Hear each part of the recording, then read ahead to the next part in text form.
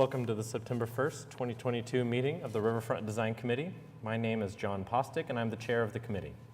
The following guidelines are in place for meetings in the council chamber at City Hall. Only the south entrance to City Hall will be open for access to the building. For exiting the building, all exits can be used. Air purifying machines have been installed in the chamber. Hand sanitizer machines and disposable face masks will be available.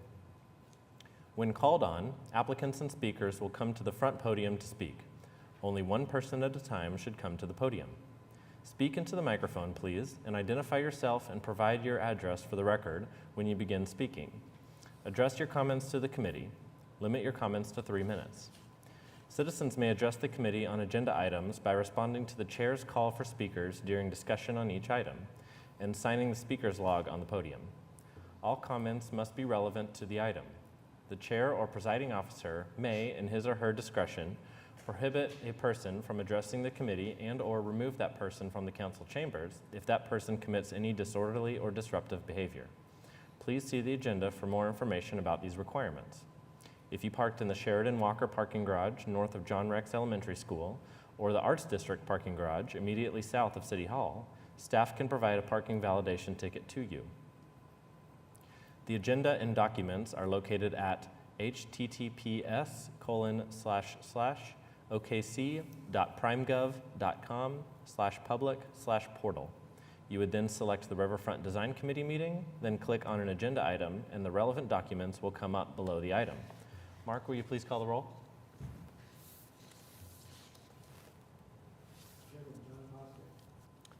Present. Are you using your microphone?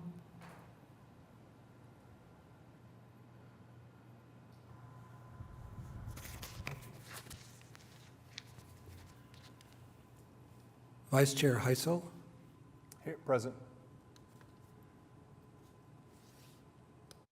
Committee Member Dean. Present.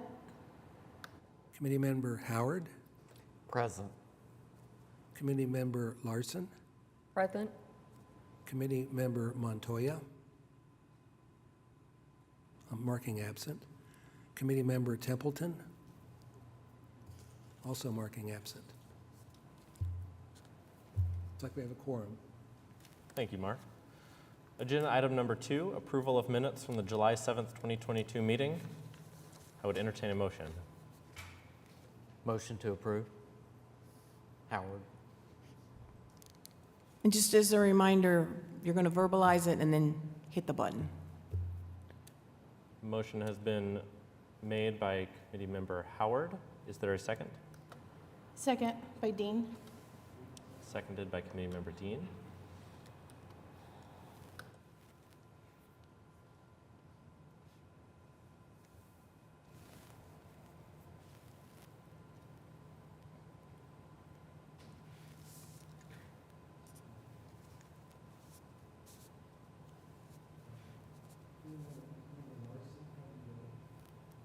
Did you vote, Barbara? Well, isn't there an abstention button? Did you press it? Okay, the voting is not showing up. Okay.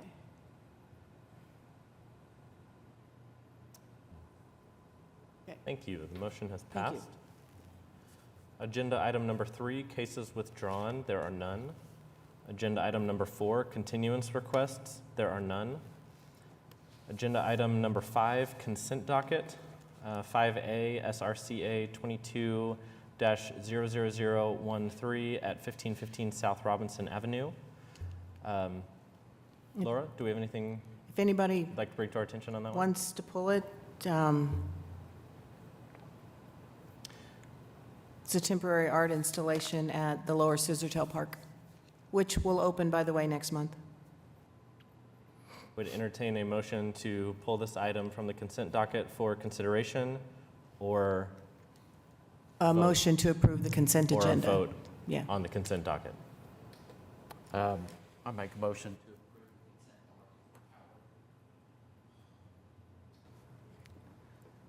Motion to approve made by Committee Member Howard. Is there a second? Second by Heisel. Seconded by Heisel.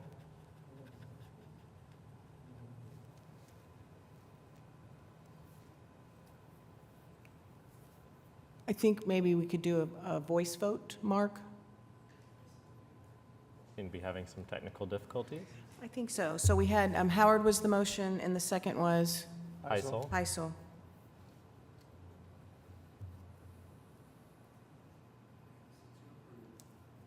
To approve the consent docket, yes. Yay. Yes.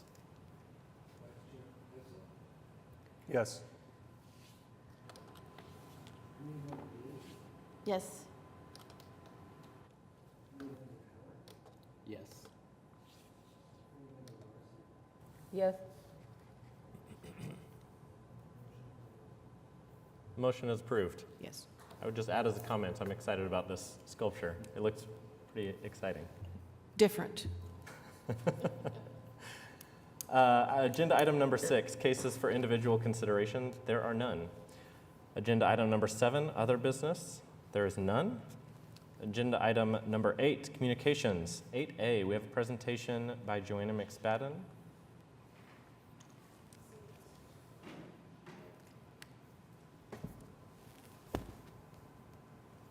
Okay. Good morning, Joanna McSpadden. I'm with the city's finance department. I'm going to present to you today a proposed amendment to our Riverfront redevelopment project plan area. So this is our TIF 4 and 5.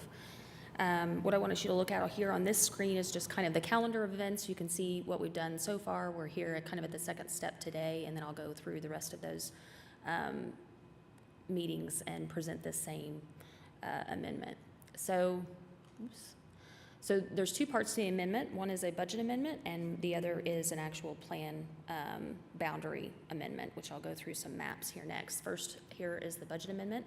So our original budget, $28 million, $28.2 million.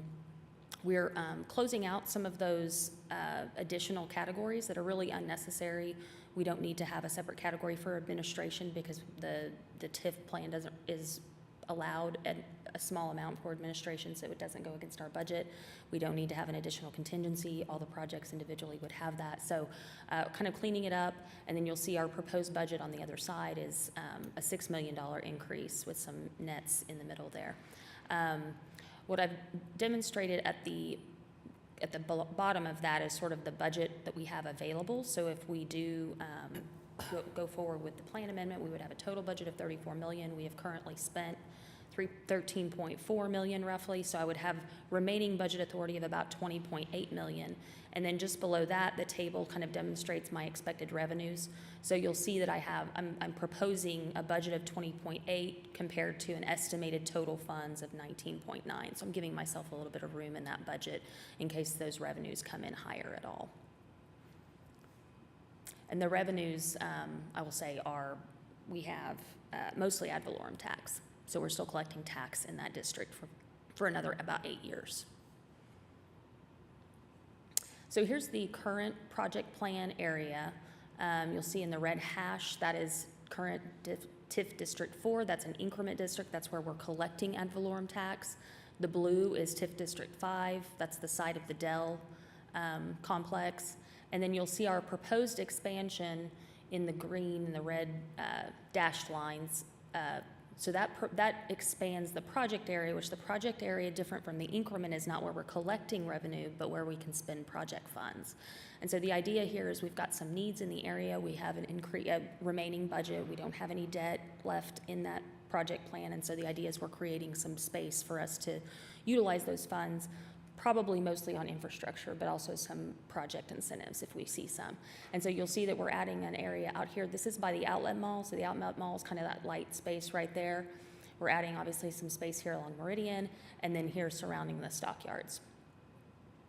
So these are some maps that the planning department put together for me just to kind of demonstrate what's going on in those areas, so you can kind of see where some projects may appear. So you can see towards the outlet mall and obviously around Reno, it's mostly commercial and industrial, so all business related. So we would be able to do quite a bit there. Stockyards, we won't likely do much in the residential areas unless there's some infrastructure needs. So it would really be touching those purple and pink areas for the most part if we were to do projects. Next, we've got our taxable market value. This just gives you an idea of kind of the health of those areas in general. You can see that we've got some declines in commercial values. We excluded the outlet mall because it was kind of an outlier in this area, so it's not included in those declining figures. And then I would say over here around the stockyards, you can see it's kind of it's a color chart. And so this spot right here is a FedEx location that has had some growth in value for whatever reason over the last few years. So that's kind of the main contributor to the increases, but you can also see that the rest of it has been a little bit stagnant. These are, you can see some highlights of the buildings where we've got the structures built after 2018, so not a whole lot of new activity on building new structures, and then sales activity. And I would mention, I looked out here to kind of see what was going on. This appears to be a dissolution of a partnership, and so those are not really true sales to new owners. That's just, kind of restructuring the ownership of that group. So you can see that there's not a whole lot of activity in these areas with the properties. The age of the structures just gives you an idea of kind of where we're seeing some aging facilities. Planned road projects. So as I said, probably one of the major things that we would spend this on would be infrastructure projects. And one thing that we've been trying to do with our Public Works Department is plug gaps. And so one of the examples here is Reno Avenue from Rockwell to Council. And let me just go to this next slide and see if it demonstrates, or this slide here. Yeah, so you can see that it's yellow, which indicates that it's very poor.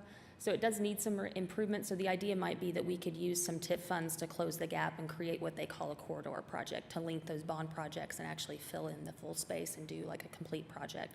So I'd be happy to answer questions. I don't have really any specific projects to share with you today. All of those future projects would come through our normal approval process for allocation through the Economic Development Trust and Council. So I apologize, there isn't a slide that shows where your boundaries are.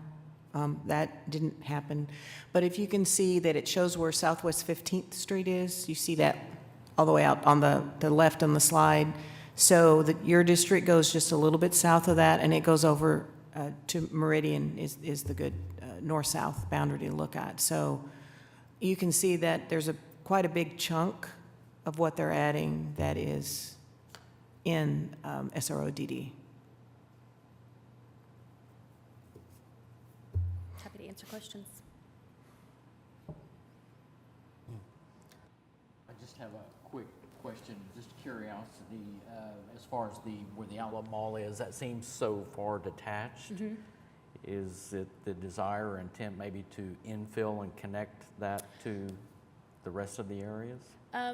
So we won't be able to use TIF funds to do that. I mean, I'm certain eventually we'd like to see that infill. We did discover a couple of years ago that we can have non-contiguous, Contiguous? Thank you, parcels in our project area. So we've done that in a couple of other TIF districts as well. And the idea is just being so we can really specifically target something. Okay. In this case, it was that infrastructure need out there by the outlet mall. They've got some traffic issues to deal with as well, so. Okay, thank you. Any additional questions or comments? Thank you so much for your presentation. Yeah. Thank you. Item 8B, Administrative Approval Report. Laura, any comments to add on those two items? Well, fences have become a hot topic, so no. And these actually are pretty close to each other. I think we're happy to see continued investment in this area. Agenda item 8C, comments from Planning Department staff. We have a meeting next month, Great. so you'll be getting an email, an early quorum call to make sure we have a quorum for that meeting because there is a project on it. We want to make sure that we have the meeting so that we can get that taken care of. Okay. Any comments from committee members? Okay. She said our next meeting date is Thursday, October 6th, and we are adjourned. Have a Thank good you. day.